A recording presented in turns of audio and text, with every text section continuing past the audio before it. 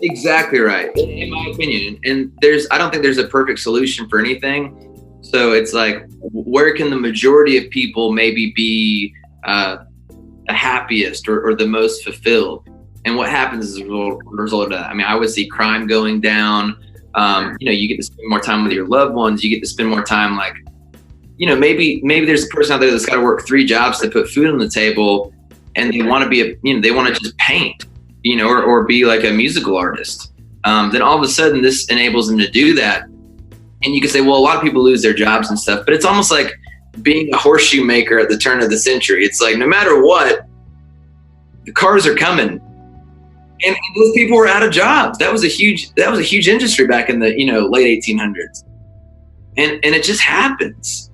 And it sucks. And like, eventually, like, yeah, I'll be out of a job probably as a designer, because you'll be able to pay a computer or have a computer do it better than I ever could for free. But you can either like lament that and be like, well, shit, like, I don't know what I'm going to do and I'm screwed and this sucks and I want to prevent it.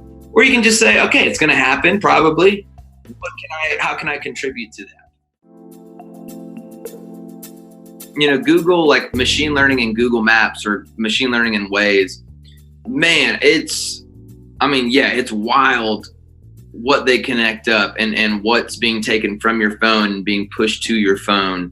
And then just like,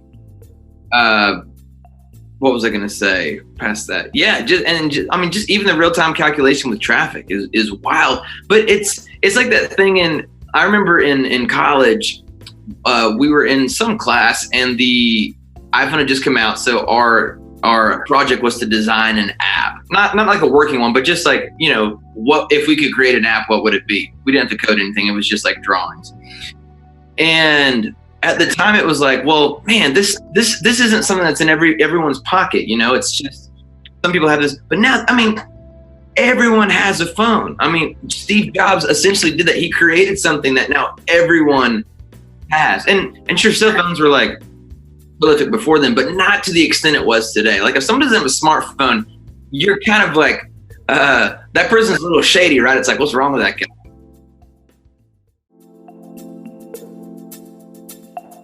Like rock bands from back in the day.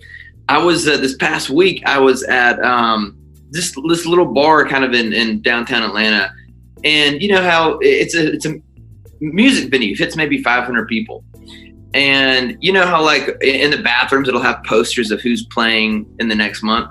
Scott Stapp is playing there next month. And I was like, how the mighty have fallen. You guys from Creed, right? So they were playing Woodstock and on the Grammys and all this stuff. And now he's like playing this little 500 seat bar, essentially, like a cover band would play there.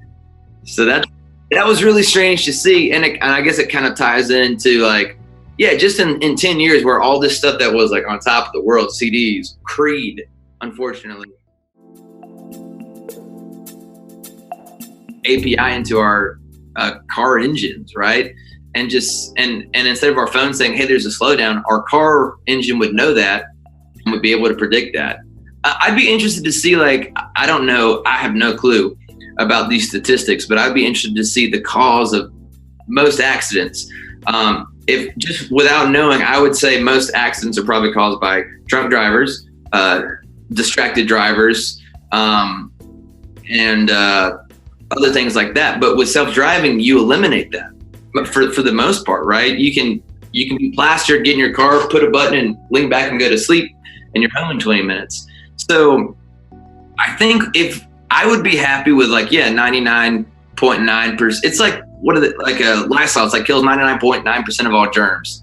So people take that, knowing you can't get 100%. I would take 99.9% accuracy with a car. And if I was the one that got killed, that would suck. But I think humanity's better off for it.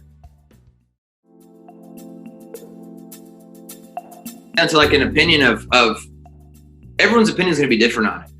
I don't have anything to hide in terms of privacy, so I'm happy to give up privacy and information to be able to use like apps for free and to be able to get more custom advertising.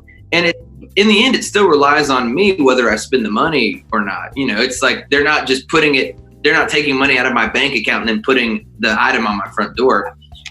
I think then you're kind of talking about a self-control issue, which a lot of people deal with. I myself, we buy things on the fly.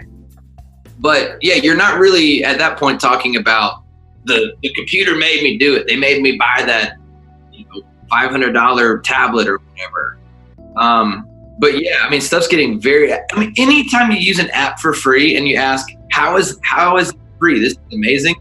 They're selling your data for a lot of money on the back end, but that's allowing us to get more accurate results. Like, I mean, the face app that's really popular now, unlocking your phone with your face, like the new, all the new phones are doing that.